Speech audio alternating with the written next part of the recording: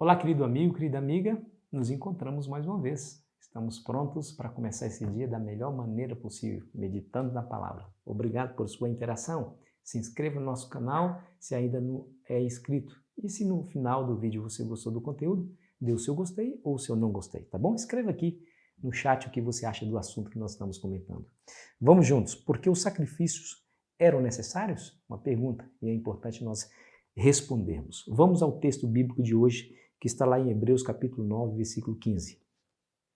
Por isso mesmo, ele é mediador da nova aliança, a fim de que, intervindo a morte para a remissão das transgressões que havia sob a primeira aliança, recebem a promessa da eterna herança àqueles que têm sido chamados. Esse texto está nos dizendo que Jesus Cristo tomou a nossa punição, ou seja, a morte resultado da transgressão da primeira aliança. O Senhor Jesus tomou essa condição para si, para morrer em prol do povo, a fim de que o povo tivesse uma herança melhor. É a promessa da eterna herança, ou seja, vida eterna. Claro, vida eterna. Deixa eu explicar uma coisa para você. Aliança, acordo entre duas partes. Você vê isso muito nos tratados das nações na antiguidade, onde uma nação mais forte fazia um acordo com a nação mais fraca, para que essa nação mais forte pudesse proteger a nação mais fraca. Em contrapartida, né, como pagamento, essa nação mais forte reconhecia, essa nação mais fraca, melhor dizendo, reconhecia a supremacia da nação mais forte, pagando-lhe tributos. E na antiguidade essas alianças, esses contratos eram ratificados pelo derramamento de sangue de animais. Entenda uma coisa, Deus vai sempre tratar conosco dentro da nossa cultura. Aqueles elementos da cultura que não entram em conflito com os princípios eternos, que podem ser usados por Deus, Ele vai usar, porque é a maneira que nós entendemos. Naquela época tinha essa questão, essa cultura, então Deus usou esse mesmo padrão para fazer aliança com o povo. Diz a Bíblia que Deus chamou Abraão para fazer aliança com eles. Eu vou ler para você o que está lá em Gênesis capítulo 15. Veja a descrição. Respondeu-lhe: toma uma novilha, uma cabra e um cordeiro, cada qual de 3 anos, uma rola e um pombinho. Ele, tomando todos esses animais, partiu-os pelo meio e lhes pôs em ordem as metades, uma defronte das outras, e não partiu as aves. Aves de rapina desciam sobre os cadáveres, porém Abraão as enxotava.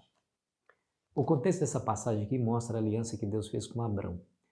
Ele seria pai de uma grande multidão, apesar de sua esposa ser estéril.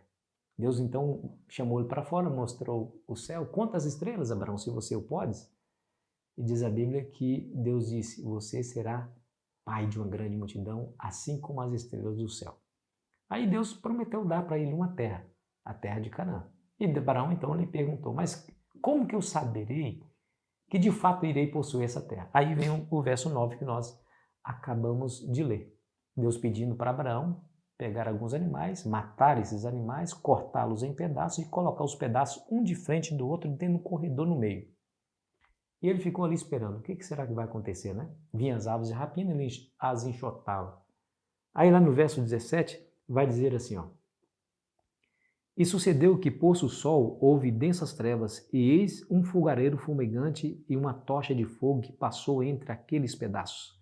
Naquele mesmo dia fez o Senhor aliança com Abrão, dizendo: a tua descendência dei essa terra, desde o rio do Egito até o grande rio Eufrates. Aqueles pedaços de animais era um símbolo do que aconteceria com aquele que não cumprisse a sua parte no acordo, ou seja, seria morto e despedaçado.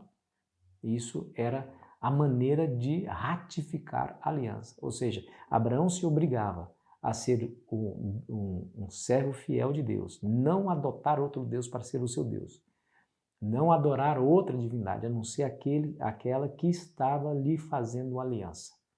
Deus também se comprometeu em dar a terra para Abraão, fazer de Abraão uma grande nação.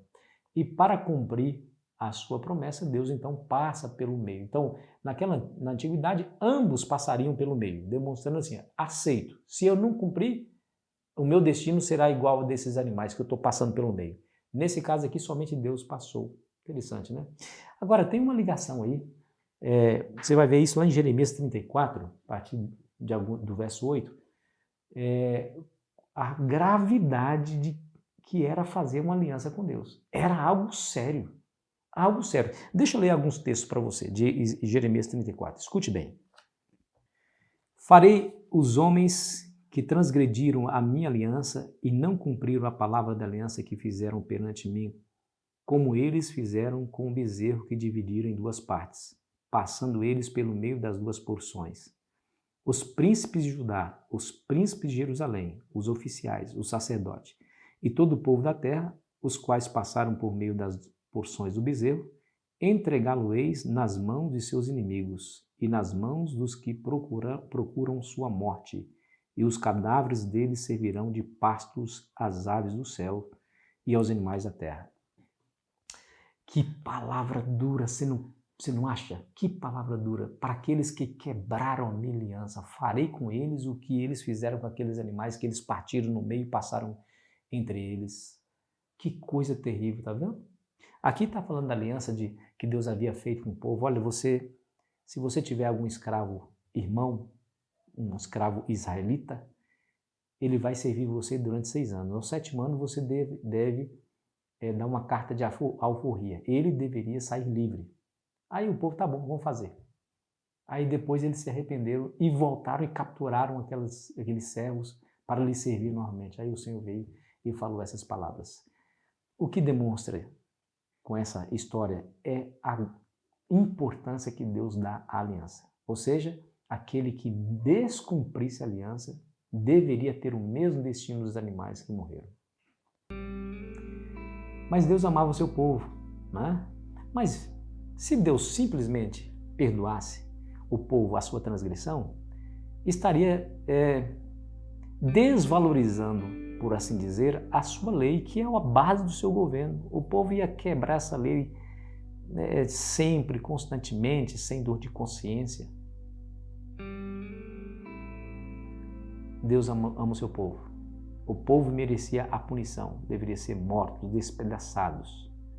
Mas Deus nos amou tanto que deu o seu Filho para ser o substituto do homem, para que ele, o seu Filho, pudesse receber a punição que eles merecessem.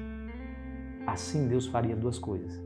Exaltaria a santidade da sua lei, ou seja, não dá para perdoar a transgressão dessa lei, alguém tem que morrer. Vocês não morrerão porque eu amo vocês. Eu morrerei no lugar de vocês. E perdoaria aqueles que transgrediram a sua lei. Esse Deus é maravilhoso, né? Ele pede algo e Ele mesmo oferece o que pede. Amigo e amiga, não há desculpa nenhuma para mim e para você para não amar e não reverenciar esse Deus. A aliança é séria, de fato. A cobrança, ela vem, de fato. Mas o Senhor Deus nos amou tanto que foi a ponto de fazer aquilo que nós deveríamos fazer, né? Para nos dar a alegria de um dia estar na eternidade. Alegre-se, meu amigo e minha amiga, porque você tem uma atenção especial de Deus por você. Você leva consigo o amor de Deus por você. Você não é qualquer um, não é qualquer uma. Deus lhe ama e conhece você pelo nome. Que Deus te abençoe, que Deus te dê a paz nesse dia. Vamos orar? Pai querido que estás nos céus, nós não temos palavras para lhe agradecer o tamanho sacrifício do teu Filho, porque nós que deveríamos ter aquele destino de sermos mortos e despedaçados, mas o Senhor Jesus tomou nosso lugar para sofrer essa punição na sua própria carne. Aceitamos, Senhor, e agradecemos em nome de Jesus. Amém. Querido amigo, foi uma alegria estar com você. Amanhã continuaremos a nossa jornada espiritual. Aproveite bem o seu dia.